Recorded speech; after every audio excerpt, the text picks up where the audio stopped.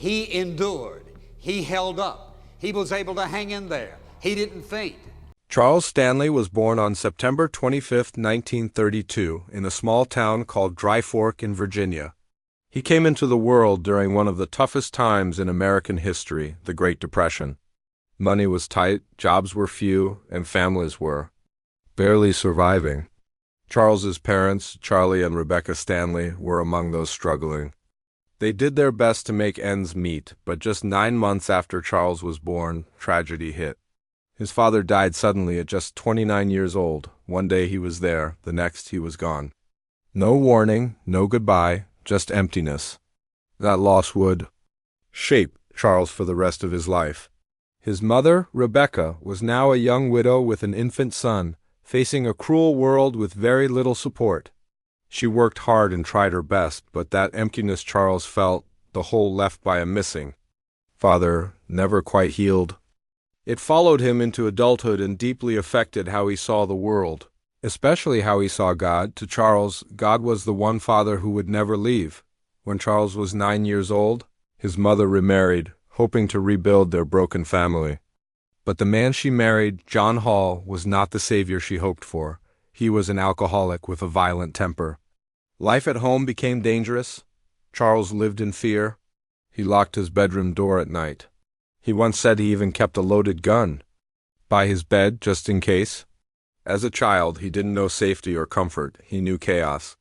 But he also knew where to go when things got too hard. He ran to the church. There, in the quiet basement of his church, he found peace. He prayed loudly, cried out to God, and found comfort in the words of the Bible.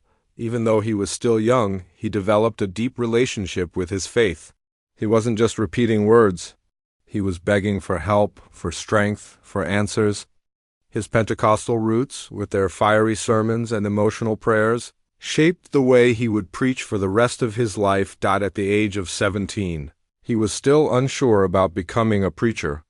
He felt unprepared, broken, and not strong enough. But during a visit to his grandfather, everything changed. His grandfather gave him one powerful piece of advice that would become his lifelong motto: if God tells you to run your head through a brick wall, you run. It's his job to make the hole. That sentence stuck with Charles. It became the foundation of his belief: obey God no matter what, and leave the results to Him. That mindset helped him through every storm in life. He went on to study theology and began preaching in his 20s. In 1958, he was officially ordained as a Baptist minister. By the time he was in his early 30s, Charles was already leading churches and growing as a leader. But Charles Stanley's real breakthrough came when he joined First Baptist Church of Atlanta in 1969. The church was going through a tough time. People were divided, fighting over theology and church politics.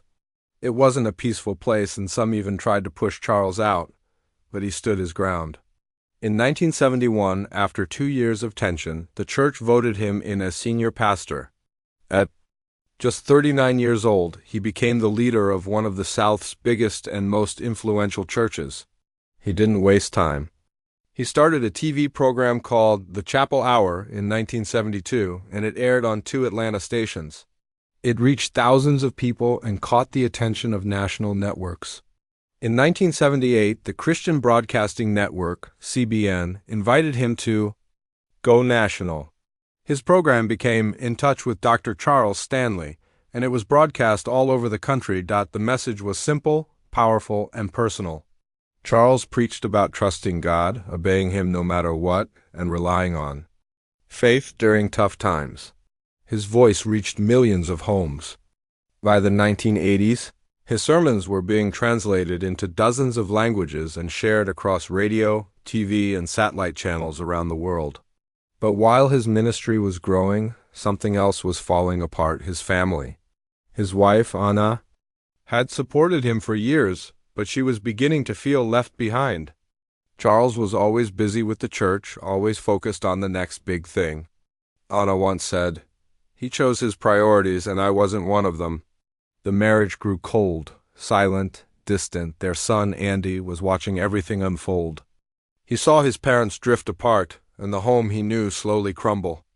In 1993, after almost 4 decades of marriage, Anna filed for divorce. She used her initials, J. Stanley, to keep it quiet, but it was clear who it was. The world took notice. The collapse of a marriage, a family divided, and a father and son. At odds, the divorce shook the evangelical community.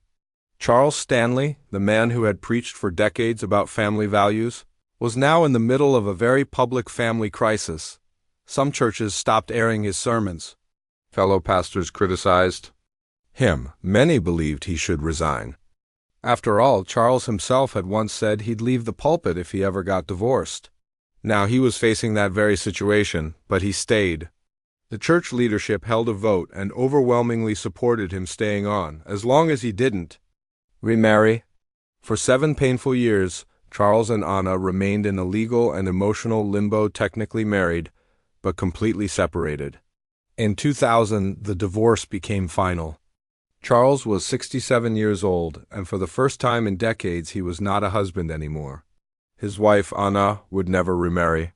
She passed away in 2014. Charles never remarried either, while all this was happening. Charles's son, Andy Stanley, was making his own decisions. He quietly left First Baptist Church of Atlanta and began building something entirely new. In 1995, Andy started North Point Community Church, which would soon grow into one of the largest churches in the United States. He wanted it to be a place for people who didn't feel welcome in traditional churches. He called it a church for the unchurched. That vision, while revolutionary, was also a bold departure from his father's legacy. The two had very different views on ministry, theology, and even how to reach people. It wasn't just a professional disagreement, it was personal. Their relationship became distant, strained by years of misunderstanding, disappointment, and unspoken hurt. Christian media picked up the story. People speculated about what had caused the rift between father and son. Was it jealousy? Was it control? Was it theological differences? Some even wondered if they would ever speak again. For a long time, they didn't. It was a heartbreaking silence between two men who both preached love and forgiveness, but couldn't seem to find it for each other. But slowly, with time, that started to change. They began attending counseling together. During one session, Andy asked a painful question, "When do I give up on my dad?" The counselor answered, "When your heavenly Father gives up on you." That line broke something open. It stuck with Andy. It softened something hard. And over time, their relationship started to heal. One day, over lunch, Charles looked at Andy and said, "I don't want us to end up like those other fathers and sons who don't speak." Andy replied, "Me neither, Dad." That simple exchange started a new chapter. They didn't just speak, they began to support each other. Charles would later publicly praise Andy's work, and Andy would express deep respect for his father's legacy, even when they didn't agree on everything. The healing wasn't instant. It took years. But it happened. By 2013, Andy's church had over 30,000 members. It was the second largest church in the country. Meanwhile, Charles had stepped into a new role as pastor emeritus, slowly stepping back from weekly preaching. He had spent over 50 years at the pulpit and had built one of the most powerful Christian ministries in the world. His sermons were broadcast in 114 languages and aired in 150 countries. His ministry had created solar-powered audio devices that brought the gospel to people in remote areas with no electricity. Over 1 million of these devices were given away, reaching communities as far as Antarctica. Through radio, TV, and mobile apps, his words continued to travel. Even as his body grew weaker. In his final years, Charles's health declined. He could no longer preach. He could barely walk. He spent most of his time in a large leather chair, too tired to move, but still sharp in mind and spirit. Andy visited often. They would sit and talk, sometimes in silence, sometimes in prayer. Each visit ended with Charles asking, "Pray for me," and Andy would. These moments were quiet, simple, and full of meaning. They had lost years, but they were trying to make up for it. The pain, the silence, the years of distance, all of it melted in those final moments of togetherness. Then, one day, everything changed. Final words, last moments, and a legacy of faith and flaws. It was Saturday night, April 15th, 2023. just a few days before Charles Stanley would pass away. Andy visited like he always did, expecting the same pattern, a short visit, a prayer, and maybe a few kind words, but this time was different. Charles, sitting in his chair, looked at Andy and asked something he had never asked before. "Can I pray for you?" Andy was surprised. His father, the man who had asked for prayer so many times, was now offering it instead.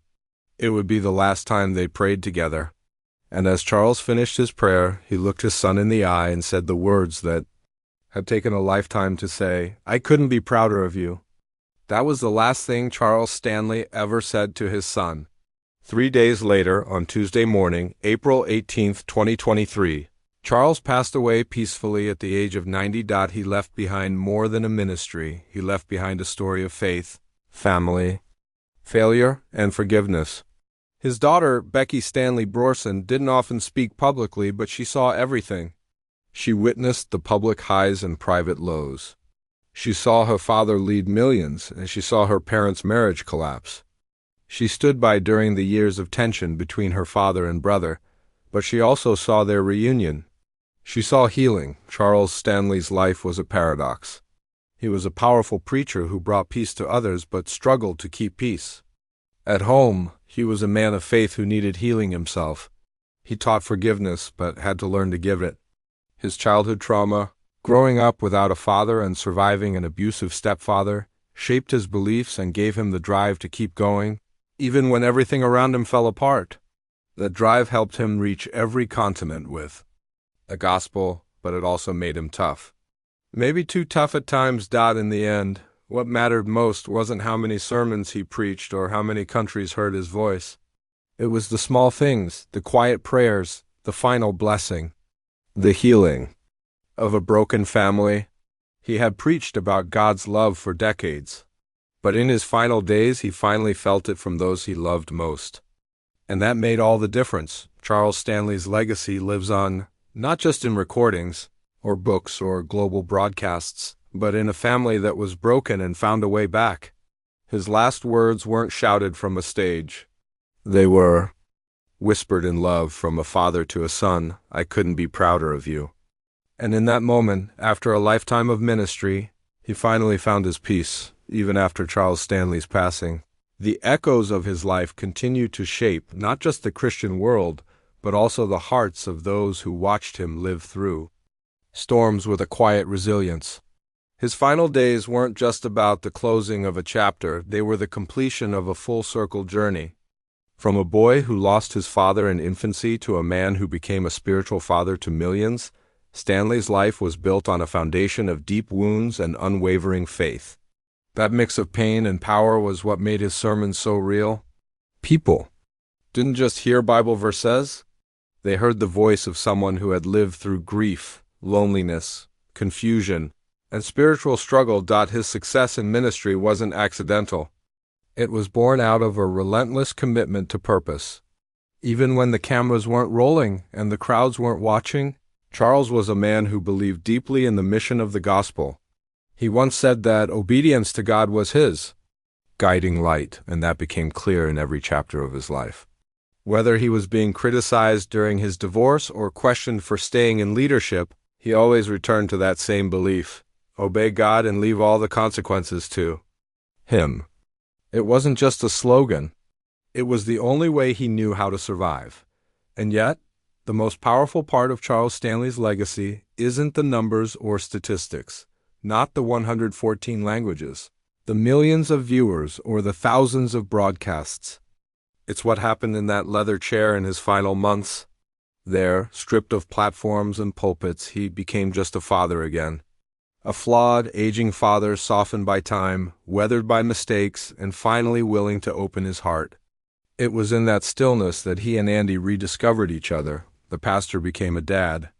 The rebel son became a visitor who returned not out of duty, but out of love.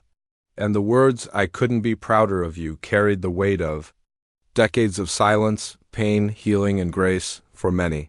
This story is a reminder that public success doesn't erase private pain. It shows us that even the most influential spiritual leaders are still human, capable of mistakes, of hurting the ones they love, and of being hurt in return. But it also reminds us of something greater, that healing is always possible, that broken relationships can be restored, that faith, when lived honestly and humbly, can heal even the deepest wounds. In the end, Charles Stanley didn't just teach the gospel, he lived it.